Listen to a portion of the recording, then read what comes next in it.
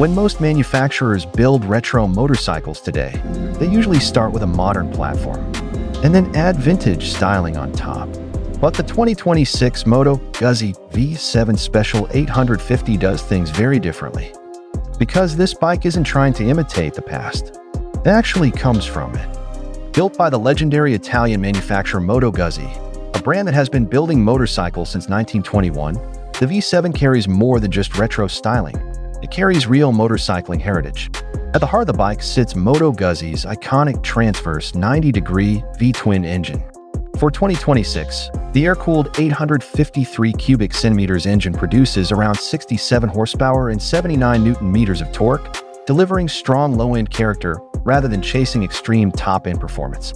Twist the throttle, and you'll feel something unique. The bike gently rocks from side to side, a signature mechanical pulse that reminds you this machine has real character. Another feature that keeps things old school is the shaft drive.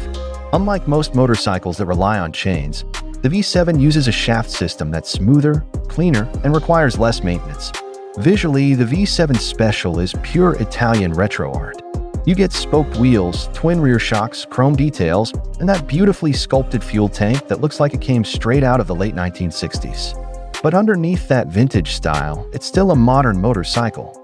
Features like ride-by-wire throttle, traction control, ABS, cruise control, and full LED lighting make it perfectly usable for everyday riding. Now let's talk about the price.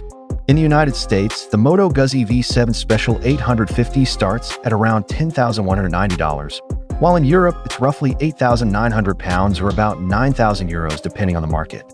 And for a motorcycle that carries over 100 years of Italian heritage, that price actually makes it one of the most accessible, authentic retro bikes you can buy today. It's not the fastest bike. It's not the most aggressive. But that's not the point. The Moto Guzzi V7 Special 850 focuses on something many modern motorcycles have forgotten: character. And in a world full of retro-style machines, this might be one of the few motorcycles that truly deserves to be called a real retro bike. Not a tribute, not a replica, but a living piece of motorcycling history.